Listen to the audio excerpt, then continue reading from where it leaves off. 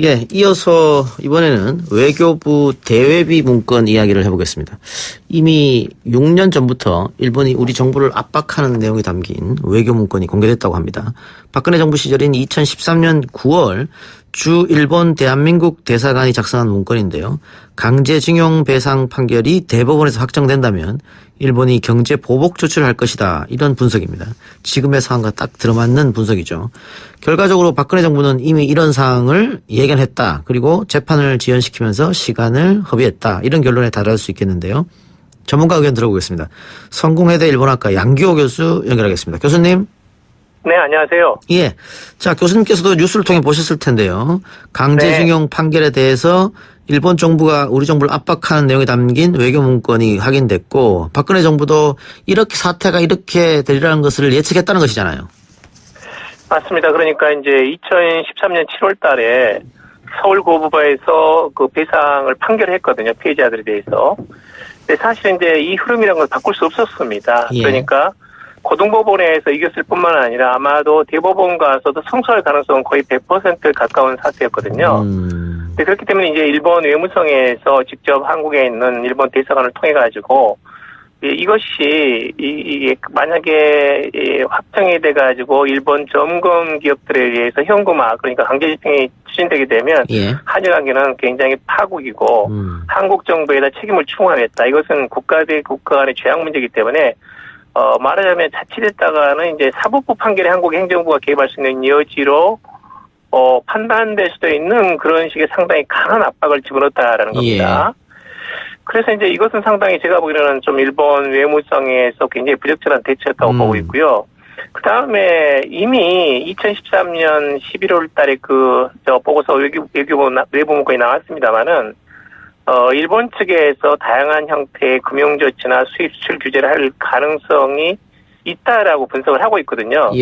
말하자면 지금 나와 있는 상황이라 지금 현재 전개되고 있는 상황이라는 것은 바로 6년 전에 그대로 예견돼 있다는 상황이고, 말하자면 그동안의 여러 가지 이런 그 피해자들과의 화해 조치라든지 또는 이제 국내 부품 소재 산업에 대한 육성, 집중 투자 이런 것들이 충분히 할 수 있는 시간이 적어도 5년 이상 있었음에도 불구하고 그런 것들을 충분히 해내지 못한 것에 대한 아쉬움이 굉장히 큽니다. 예. 뭐, 일본은 일본대로, 그런 행동을 취한 것이고, 우리는 우리대로 어떤 준비를 했어야 되는데, 이것을 6년 전에 이미 알고 있었으면서, 준비를 하지 못했다. 그리고, 재판을 지연시키기 위해서 오히려 정부에서 힘을 썼다. 이거는 조금 이해할 수 없는 상황 같거든요. 그러니까 이제 당시 아마 박근혜 정부에서는 기본적으로 이 사안이 굉장히 큰 것으로 판단했다고 보고 있고요. 이것을 그럼 어떻게 처리할 것인가에 대해 대책 회의를 한 셈입니다. 네, 그래가지고 청와대에서 당시 이제 윤명수 외교부 장관, 그 다음에 김기춘 청와대 비서실장, 그 다음에 법원 행정처장 등이 참석한 회의에서 일단은 이제 기존 판결을 검토가 되면서 이것은 아무리 이제 재검토를 하려고 해도 사실 사법부의 판결은 이제 행정부가 개입할 수 없습니다. 그렇다 보니까 이것이 이제 사법농단이라고 불리는 건데 이것을 그동안 연장시킨 것이 아니냐, 적어도 5년 이상은 연장시킨 게 아니냐 하는 식의 해석이 가능한 부분이 분명히 있습니다. 그러니까 아니 사법부 판결은 연장을 계속 시킨다고 하더라도 언젠가는 나오는 판결 아니겠습니까? 그렇습니다. 그러면 이거를 뭐 다음 정권까지 일단은 넘긴다 그런 생각이 있었을까요? 그럴 가능성이 있습니다. 그러니까 이제 사실은 이 상황에서는 여러 가지 삼성전자는 현대자동차 핵심 부품 공급을 일본 측이 많이 제공하고 있는 것은 사실이고, 만약에 일본이 강력한 수출 규제라든지 화이트리스트에서 제외하는 것들을 검토를 한다면 그동안에 이제 여러 가지 핵심 소재라든지 재료 부분에서 집중 투자를 했어야 맞는 거거든요. 또 적어도 작년 10월 말에 이 대법원 판결이 나오기 전까지는 화해 가능성이 있었습니다. 그러니까 한국 정부가 적극적으로 나서가지고 온고단하고 피해자들 그리고 일본 기업들 간의 화해를 추진한다면 대법원 판결이 나기 전에는 이 문제가 원만하게 해결된 가능성은 분명히 있었거든요. 그리고 거기에 이제 주안점을 두면서 한국 정부가 한일 양국 간에 적절한 소통을 하고, 그리고 온고단과 피해자들 그리고 한국에 진출한 여러 가지 일본의 전범 기업들 간의 대화를 통해서 화해를 했다면 적어도 이 부분은 지금까지 상황은 충분히 막을 예. 수 있었다라고 봅니다. 그것은 상당히 아쉬운 대목입니다. 예.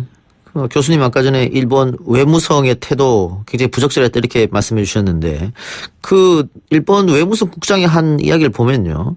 강제징용 네. 피해자 판결 문제에 대해 한국 측이 적절히 대응해달라. 나중에 컨트롤할 수 없는 문제로 발전할 가능성이 있다 이렇게 얘기했는데 그러면은 우리 정부가 상권 분립이 있는 나라인데 사법부의 판결에 대해서 행정부가 뭐 어떻게 하라는 얘기인지 이거 사실상 내정 간섭이 아닌가 그런 생각도 듭니다.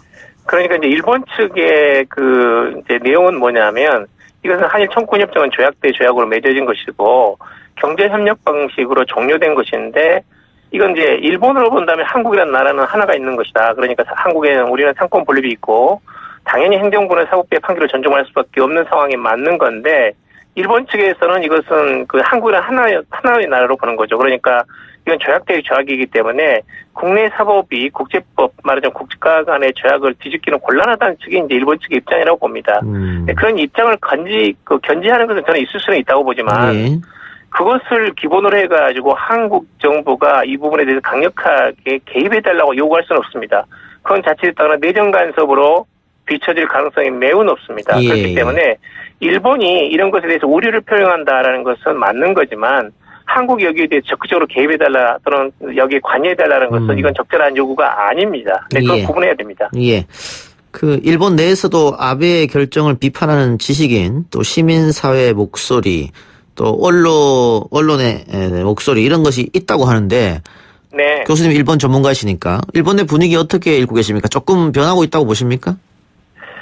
일본 내에서도 지금 이제 여러 가지 그 기업들의 목소리는 상당히 다르고요. 이제 적어도 예를 들면 일본의 경제산업성이 이걸 주도하고 있긴 하지만 경제산업성의 주류들은 이것을 강제징용에 대한 보복 조치로 끌고 가는 것에 대해 굉장히 반대하고 있거든요. 예. 그러니까 수출 관리라는 측면에서 문제를 제기하는 건 좋지만 정치가들이 나서가지고 이 문제를 경제 보복하면서 하는 것은 반대하고 있고 외무성도 이건 도대체 강제징용 문제는 역사 문제인데 역사 문제를 역사 문제로 대응을 해야지 왜 이것을 다시 또 수출 규제라는 자유무역에 반한 질서에 반하는 잘못된 방향으로 가는 것인가에 대해서는 굉장히 우려가 큰 걸로 알고 있습니다. 그런 점에서는 일본에서도 한 목소리가 아니고 사실은 아베 수상 관자하고 세코 히로시게라든지 또는 이마이 비서관 이런 그 강경 우파 또는 이제 아마리 아키라라든지 일본 자민당 내에서 우파들이 일본 국민 내지는 일본 공무원들 그다음에 일본 언론가 또는 적어도 일본 기업들과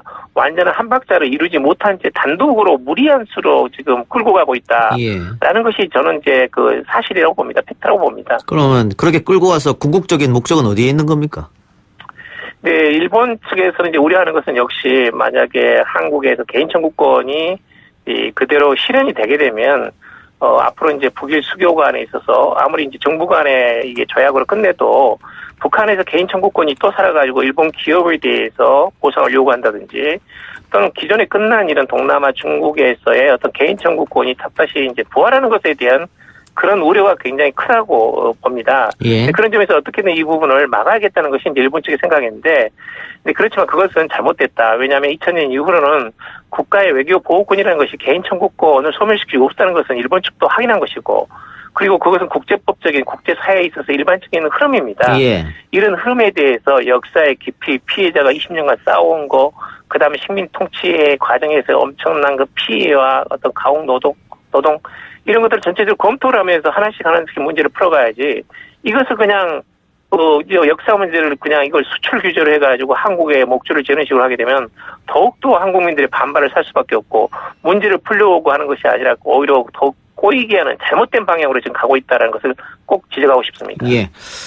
대응해서 우리 국민들은 자체적으로 좀 일본 불매 운동을 벌이고 있습니다. 그게 좀 품목도 많이 넓혀지고 있고 그리고 적극적으로 참가하는 시민들의 모습도 많이 보이는데 일각에서는 우리가 그렇게 하면 일본 국민들도 똑같은 일을 벌일 수 있다. 그러면 우리가 더 큰 손해다. 이런 주장도 있거든요. 어떻게 보십니까?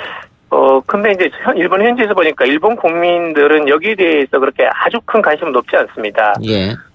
지금 이제 일본 언론에서 한국의 여러 가지 반발을 상당히 적게 보도를 하고 있거든요.